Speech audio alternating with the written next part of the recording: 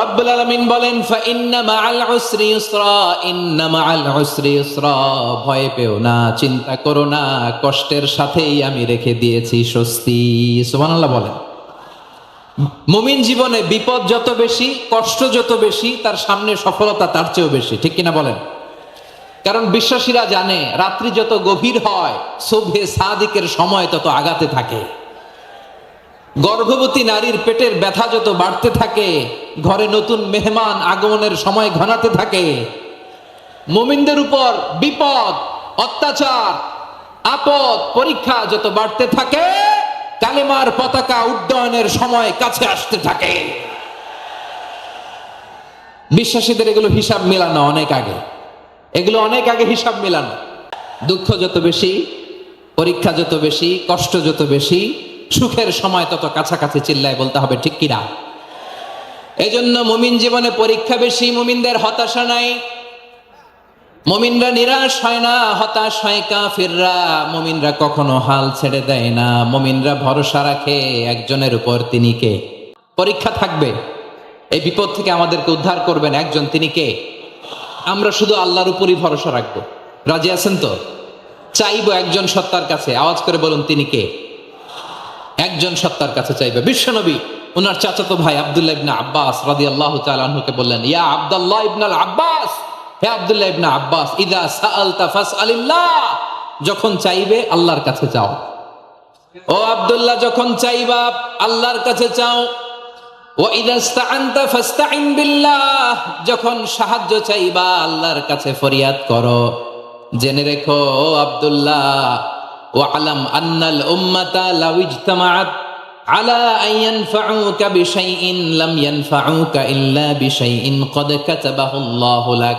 ও আব্দুল্লাহ, জেনে রেখো, মনে রেখো, গোটা বিশ্বের সবাই মিলে যদি তোমার উপকার করতে চায় ততটুকুই তারা করতে পারবে যতটুকু আল্লাহ তোমার নসিবে সেটা লিখে রেখেছে, ঠিক কিনা বলেন?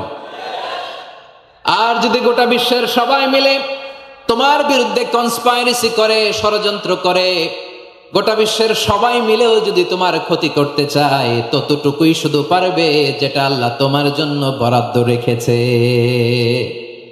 যতটুকু আল্লাহ তাআলা তোমার জন্য বরাদ্দ রেখেছে অতটুকুই ক্ষতি করতে পারবে, আর এক চুল বেশিও করতে পারবে না, কমও করতে পারবে না। চিল্লায় বলেন, ঠিক কিনা? এজন্য আমরা চাইবো কার কাছে? সবাই বলেন নাই, আওয়াজ করে বলেন, কার কাছে? সব সময় আমরা আল্লাহর কাছে চাইবো, বিপদে আপদে, সুখে দুঃখে, সচ্ছল অবস্থায় অসচ্ছল অবস্থায়, পরাজয়ের সময় বিজয়ের সময়, সব সময় আমরা ভরসা রাখবো কার উপর? সবাই বলুন। একদল লোক আছে যারা বিপদে পড়লে আল্লাহরে ডাকে, আছে না নাই? পটুয়াখালীতে মাশাআল্লাহ নাই। বিপদ আসলে আল্লাহরে ডাকে, বিপদ নাই আল্লাহ নাই। বিপদে পড়লে নামাজ পড়ে, বিপদও নাই নামাজও নাই। বিপদে পড়লে জিকির করে, বিপদ যখন চলে যায় ওদের জিকিরও বন্ধ হয়ে যায়। এরকম আছে না নাই? কিছু লোক দেখবেন পরীক্ষা আসলে নামাজ পড়ে, আছে আছে। জেনজি আওয়াজ করো, এরকম আছে? এই কমন পড়ে গেছে, কমন পড়ছে। দেখবেন পরীক্ষার সময় নামাজ পড়ে, পরীক্ষাও নাই নামাজও আছে। এরকম কিছু লোক আছে অসুস্থ হলে আল্লাহরে বড্ড ভালোবাসে, আল্লাহরে খুব ডাকে। অসুস্থ হইলে অসুস্থতাও নাই, আল্লাহ স্মরণও নাই। দেখবেন কিছু লোক নির্বাচন আসলে খুব আল্লাহওয়ালা হয়ে যায়, তখন দেখবেন মাথার মধ্যে হেজাব লাগায়, পাঞ্জাবি লাগায়, আল্লাহওয়ালা হয়ে যায়। নির্বাচনও নাই, এরপরে আল্লাহর কথাও নাই। আছে না নাই? না, এরকম হওয়া যাবে না। সব সময় আমরা আল্লাহরে ডাকবো, বিপদে আপদে সব সময় ভরসা রাখবো আমরা একজনের উপর। আওয়াজ করে বলেন, তিনি কে? এ কথায় আল্লাহ তাআলা আমাদের চোখে আঙ্গুল দিয়ে জানিয়ে দিলেন, ফাইযা রাকিবু ফিল ফুলকি দা'আবুল্লাহা মুখলিসিনা লাহুদ্দিন ফালাম্মা নাজ্জাহুম ইলাল বাররি ইযা হুম ইউশরিকুন। আল্লাহ বলে, একদল লোক আছে তারা যখন আবার আমি আল্লাহর সাথে শিরিক করে। এরকম আছে না নাই? জাহাজে উঠছে, সাগরের মাঝখানে তুফান। ওই সময় দেখবেন আল্লাহ কারে কয়। এই কথা তো আপনাদেরকে বোঝানো সহজ, আপনারা তো নদীর দেশের মানুষ। লঞ্চে চড়েন নাই কারা কারা দেখি? লঞ্চে চড়ছেন? হ্যাঁ, লঞ্চে চড়ে নাই এরকম একজনও নাই এখানে। আচ্ছা, লঞ্চে উঠছেন কে কে দেখি? মাশাআল্লাহ, মাশাআল্লাহ, মাশাআল্লাহ। ঠিক আছে, আপনাদের বোঝানো সহজ। আচ্ছা, লঞ্চে উঠে তুফানের সম্মুখীন হয়েছেন, জলোচ্ছ্বাস সবাই? মাশাআল্লাহ। তো এই ওয়াজ তো আপনাদের মুখস্থ, ঠিক কিনা বলেন? আমার বলার দরকার নাই, বলেন। মাঝ নদী, তুফান, জলোচ্ছ্বাস, জলের মধ্যে উচ্ছ্বাস, ঢেউ, টর্নেডো, সাইক্লোন, মেঘের ঘনঘটা, পরিবেশ ঘুটঘুটে অন্ধকার, লঞ্চ একবার এদিকে আরেকবার ওইদিকে, ভিতরে কি অবস্থা হয় বলেন তো? হ্যাঁ, তখন মুসলিম আল্লাহর ডাকে, হিন্দু আল্লাহর ডাকে, ঠিক কিনা বলেন? আস্তিক আল্লাহর ডাকে, নাস্তিক আল্লাহর ডাকে, ঠিক কিনা? লঞ্চের ভেতর, স্টিমারের ভেতর কান্নারের রোল পড়ে যায়, চিৎকারের রোল পড়ে যায়, সবার মুখ দিয়ে শুধু একটা আওয়াজ, লা ইলাহা, লা ইলাহা, লা ইলাহা, সুবহানাল্লাহ, আলহামদুলিল্লাহ, লা ইলাহা। আল্লাহ নামের জিকির করবে যারা, আল্লাহর কাছে প্রিয় তারা, আল্লাহর কাছে প্রিয় যারা, জান্নাতে প্রবেশ করবে তারা, জোরে লা ইলাহা, লা ইলাহা ইল্লাল্লাহ, লা ইলাহা ইল্লাল্লাহ, মুহাম্মাদুর রাসূলুল্লাহ সাল্লাল্লাহু আলাইহি ওয়াসাল্লাম। তাহলে লঞ্চের ভেতরে যখন আমরা তুফানের মধ্যে পড়ি, তখন সবাই মিলে আমরা একটা নামের জিকির করি। নামটা কার? মুসলমানেরাও ডাকে, হিন্দুরাও ডাকে, আস্তিকও ডাকে, নাস্তিকও ডাকে, সবাই ডাকে একজনকে। তিনি কে? আবার দেখবেন ওই আল্লাহ তুফানের পরে, ঝড়ের পরে ওই লঞ্চটাকে যখন সদর ঘাটে ফিরিয়ে দেয়, আবার আমরা নাফরমানি শুরু করে দেই। সে কোথায় আল্লাহ বললেন, ফাইদা রাকিবু ফিল ফুলকি দাআউল্লাহ মুখলিসিনা লাহুদ্দিন ফালাম্মা নাজ্জাহুম ইলাল বাররি ইদা হুম ইউশরিকুন। সাগরে যখন তুফানে পড়ে আমি আল্লাহর ডাকে, আবার আমি আল্লাহ যখন বাঁচিয়ে দেই, আবার আমি আল্লাহর সাথে শিরিক শুরু করে। আমরা কি এরকম হতে চাই নাকি? এরকম করবেন? হ্যাঁ, না। আমরা তুফানে পড়লেও আল্লাহরে ডাকি, আবার বাঁচায় দেওয়ার পরেও ডাকি কারে? আল্লাহকেই ডাকি। বিমানের মধ্যে মাঝে মাঝে দেখবেন যে এয়ার টার্বুলেন্স হয়, জানেন? এয়ার টার্বুলেন্স জানেন তো? মাঝে মাঝে বিমানটা বাউন্সিং করে, বাম্পি, ভেরি বাম্পি ওয়েদার। শোনেন নাই? 40,000 ফিট উপরে যখন থাকে, তখন পাইলট মাঝে মাঝে বলে, dear passengers, ladies and gentleman, right now we are flying 40,000 feet above the ground and we are passing very air turbulence, very heavy air turbulence right now. Please fasten your seat belt. দেখবেন মাঝে মাঝে বলে যে, ভদ্র মহিলা, ভদ্র মহোদয়গণ, আমরা 40,000 ফিট উপর দিয়ে যাচ্ছি আর এয়ার টার্বুলেন্স ফেস করছি, মেহেরবানি করে আল্লাহর রাস্তে সিট বেল্ট বাঁধুন। তখন বিমানটা এরকম বাউন্সিং করে, শেকিং করে। আপনারা মুখোমুখি হয়েছেন? ইদানিং এই এয়ার টার্বুলেন্স বেড়ে গিয়েছে। গত বছর আমার ইন্টারন্যাশনাল অনেকগুলো ফ্লাইট ছিল, তো আমি দেখলাম যে আগের ফ্লাইটগুলোর তুলনায় এখন এয়ার টার্বুলেন্স খুব বেশি। আমি একটু রিসার্চ করে দেখলাম, ক্লাইমেট চেঞ্জের কারণে, জলবায়ু পরিবর্তনের কারণে আকাশের বাতাসের মুভমেন্টে পরিবর্তন হয়েছে, ফলে এখন বিমান শেকিং করে বেশি, বাউন্সিং, বাম্পি ওয়েদার। তো বলেন তো, 40,000 ফিট উপরে যখন আপনি, কয় হাজার ফিট? সবাই বলুন, কয় হাজার ফিট? 40,000 ফিট উপরে যখন আপনি, তখন যখন বিমানটা এরকম বাউন্সিং করে, সবাই যখন ভমিটিং করে বিমান নষ্ট করে দেয়, বমি করে, তখন বাঁচানোর কে আছে আল্লাহ ছাড়া?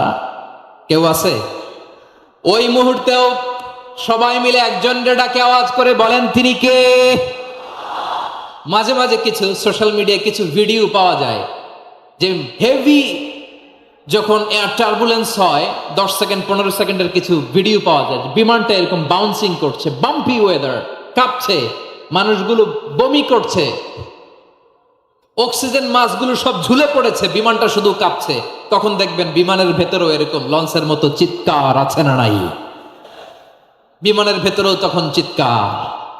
গত বছর হিথ্রো এয়ারপোর্ট থেকে সিঙ্গাপুর এয়ারলাইন্সের একটা ফ্লাইট, হিথ্রো টু চাঙ্গি, একটা ফ্লাইটে এমন বেশি এয়ার টার্বুলেন্সের শিকার হয়েছিল ওই এয়ারক্রাফটটা, 33 জন যাত্রী সেখানে আহত হয়েছে, একজন যাত্রী নিহত হয়েছে। কেবিন ক্রুজ, এয়ার হোস্টেস যারা আছে, একজনের নাক ফেটে, চোখ ফেটে, কপাল ফেটে, ব্লিডিং হয়ে শয়লা। প্রিয় ভাইয়েরা, ওই 40,000 ফিট উপরে বিমানটা যখন কাঁপবে, তখন আমাদেরকে আল্লাহ ছাড়া আর কেউ বাঁচানোর আছে? এত আসতে বললে হবে? ওই কঠিন মুহূর্তে আমার বাবা আমারে বাঁচাতে পারে, আমার বন্ধু আমারে বাঁচাতে পারে।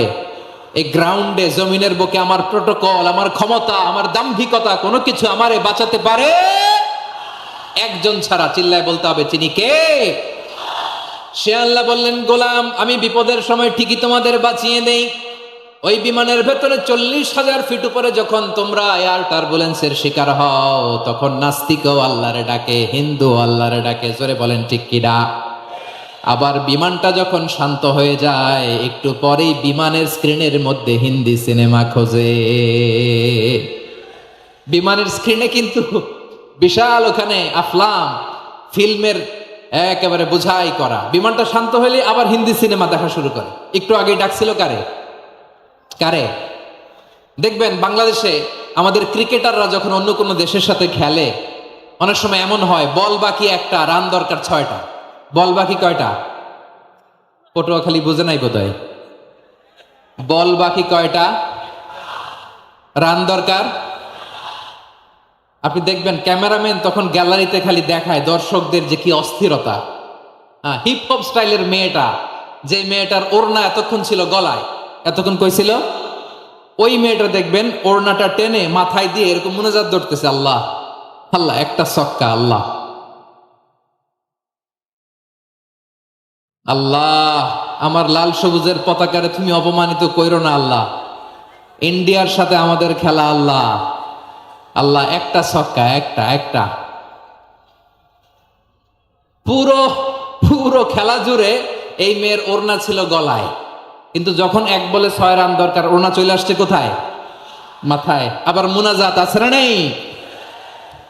ঠিকই বাংলাদেশের দামাল ছেলে এমন এক শট মারলো, বল চলে গেল স্টেডিয়ামের বাইরে, ছক্কা, জিতে গেলাম আমরা। পুরো স্টেডিয়াম জুড়ে চিৎকার, হই হুল্লোড়, মৌজ মাস্তি। যেই মেয়েটা মাথার মধ্যে ওড়না দিয়ে এতক্ষণ সুবহানাল্লাহ সুবহানাল্লাহ বলে আল্লাহর কাছে দোয়া করেছে, ওই মেয়ে এখন আবার ওড়না ফেলে দিয়ে নাচা শুরু করে দিয়েছে। তাহলে আল্লাহর ভয়, আল্লাহর প্রতি আস্থা, বিশ্বাস, ভালোবাসা, এটা কি ক্ষণিকের জন্য? মানে আমার যখন লাগবে তখন আল্লাহর ইউজ করবো নাকি?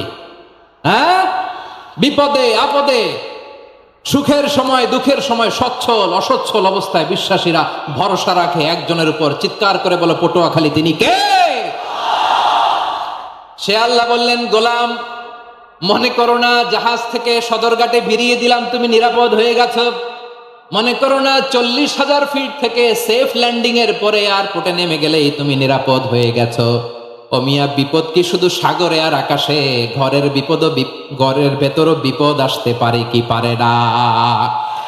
এজন্য সূরা মুলকে আল্লাহ বললেন, আমিনতুম মান ফিস সামাই আন ইয়াখসিফা বিকুমুল আরদা ফাইযা হিয়া তামুর। তোমরা কি ভাবছো তোমরা নিরাপদ? সাগরের মধ্যে তুফান, আল্লাহ আল্লাহ ডাকলাম, সদরঘাটে যেয়ে পড়ছি, বেঁচে গেছেন তো আপনি। আর পাবে আপনারে আল্লাহ? আল্লাহরা তো সাগরের মাঝখানে তো আল্লাহ আপনারা পাইছিল, আর তো পাবে না। আর পাবে আপনারে? আর আল্লাহ ধরতে পারবে আপনারে? ঘরের ভেতরও বিপদ দিয়ে আটকাতে পারে কে? 5 স্টার 7 স্টার হোটেলের ভেতরেও আমাকে বিপদের মধ্যে ফেলে দিতে পারেন কে? আল্লাহ বললেন, তোমরা কি ভেবেছো তোমরা নিরাপদ? আমি চাইলে ল্যান্ডস্লাইডস, ভূমি ধস দিয়ে 1 লক্ষ এক মুহূর্তে নিয়ে যেতে পারি। এক সুনামি দিয়ে থাপ্পড় মেরে 3 লক্ষ সাগরের ভেতরে ঢুকাই দিতে পারি। 1 সেকেন্ডও লাগে না আমার। أم أمنتم من في السماء أن يرسل عليكم حاصبا فستعلمون كيف نذير। আল্লাহ চাইলে আকাশ থেকে পাথর বৃষ্টি নাজিল করতে পারেন কি পারেন না? এই মুহূর্তে এখানে ভূমিকম্প দিতে পারেন কি পারেন না? আচ্ছা, ভূমিকম্প যখন হয় আমাদের কারো হুঁশ থাকে? আপনি মনে করছেন আমরা সাধারণ মানুষ, আমরা দৌড় দেই, আর প্রেসিডেন্ট প্রধানমন্ত্রী ওনারা বুঝি খাটে শুয়ে থাকে? কথা বুঝে নাই বোধহয়। ভূমিকম্প, আর্থকোয়েক যদি হয়, বাঁচার জন্য আমরা কি করি? হয় খাটের তলায়, ডাইনিং টেবিলের নিচে, উপরে শক্ত কিছু আছে এটার নিচে, অথবা ঘর থুইয়া দেও দৌড়। তো প্রধানমন্ত্রী উনি কি করে? প্রেসিডেন্ট উনি কি করে? হ্যাঁ, উনি খাটের মধ্যে যে শুয়ে থাকে নাকি? উনিও দৌড়, সাধারণ মানুষও দৌড়, প্রধানমন্ত্রীও দৌড়, বাড়িওয়ালাও দৌড়, ভাড়াটিয়াও দৌড়, সবাই দৌড়। নাকি ভাড়াটিয়ারা বাড়ি থুইয়া দৌড়, বাড়িওয়ালারা আর বেরোয় না? এরকম না। তাহলে যে কোনো মুহূর্তে ভূমিকম্প দিয়ে নাস্তানাবুদ করতে পারে কে? আমার প্রিয় ভাইয়েরা, আমরা নিরাপদ নই, আমরা তার দয়ায় বেঁচে আছি। কার দয়ায়? এজন্য আল্লাহ বললেন, গোলাম, যে কোনো মুহূর্তে বিপদ দিয়ে তোমাদেরকে নাস্তানাবুদ করতে পারি। বিশ্বাসী বলে যদি নিজেকে দাবি করো, সব সময় ডাকতে হবে একজন সত্তাকে। বলেন তিনি কে? এই কথা ক্লিয়ার? এই সবগুলো উদাহরণ শেষে সবার কাছে ক্লিয়ার হয়েছে না যে বিপদ থেকে, আপদ থেকে, পরীক্ষা থেকে, ক্যালামিটি থেকে আমাদেরকে কেউ বাঁচাতে পারে না একজন সত্তা ছাড়া। আবারও বলেন তো তিনি কে? ক্লিয়ার? হ্যাঁ, সবাই বুঝতে পারছেন? আচ্ছা, এবার আমরা দেখি বিষ্ণু ইসা ইসলামের জীবনে বিপদ আপদ ছিল কিনা। উনি বিপদ আসলে কিভাবে ডিল করতেন, বিপদ আসলে কোন দোয়া পড়তে হয়, কিভাবে ফরিয়াদের হাত উত্তোলন করতে হয়, কিভাবে রবের দরবারে নতজানু হয়ে ফরিয়াদ করতে হয়, এটা জানার দরকার আছে না নাই? আসুন আমরা বিশ্বনবীর জীবনী থেকে দেখি বিপদ আসলে উনি কি করতেন। বিপদ আসলেই প্রথমে বিশ্বনবী সাল্লাল্লাহু আলাইহি ওয়াসাল্লাম একটা দোয়া পড়তেন। কি পড়তেন? তিনি পড়তেন, ইন্না লিল্লাহি ওয়া ইন্না ইলাইহি রাজিউন। নিশ্চয় আমরা আল্লাহর জন্য, নিশ্চয় আমরা কার দিকে ফিরবো ভাই? আবার কার দিকে ফিরবো? আওয়াজ করে বলুন তো, আমরা এসেছি কার কাছ থেকে? আবারও ফিরে যাব কার কাছে? এজন্য বিশ্বনবী পড়ছেন, ইন্না লিল্লাহি ওয়া ইন্না ইলাইহি রাজিউন। নিশ্চয় আল্লাহর জন্য, ওই আল্লাহর দিকেই আমরা ফিরে যাব। তারপরে বিশ্বনবী পড়তেন, আল্লাহুম্মা আজুরনি ফি মুসিবাতি ওয়াখলুফ লি খায়রাম মিনহা। একসাথে প্রথমে পড়তেন ইন্না লিল্লাহি ওয়া ইন্না ইলাইহি রাজিউন, তারপর পড়তেন আল্লাহুম্মা আজুরনি ফি মুসিবাতি ওয়াখলুফ লি খায়রাম মিনহা। মানে আল্লাহ, এই যে আমি বিপদে ধৈর্য ধারণ করলাম, এটার সব তুমি আমার দাও, আর যেটা হারালাম এর চেয়ে ভালো কিছু দিয়ে মেকআপ করে দিও। তাহলে বিপদ এলে আমরা কি পড়ি? কথা বুঝলে সবাই উত্তর দিতে হবে। বিপদ এলে কি পড়ি? তাহলে বিপদ এলেই আমরা এখন থেকে ইন্না লিল্লাহ পড়বো, নাকি হায় হুতাশ করবেন? একদল আছে হায় হুতাশ করে, হায় আল্লাহ রে, মোর কি হইল রে, মই কি হরমু রে, মই কমবে জামু রে। আছে না নাই? এরকম বিলাপ করতে নিষেধ করেছেন বিশ্বনবী। কি করব, কই যাব, কি হবে, হায় হায়, এরকম হাহুতাশ আছে না নাই? বিশ্বাসীরা হাহুতাশ করে না, তারা ইন্না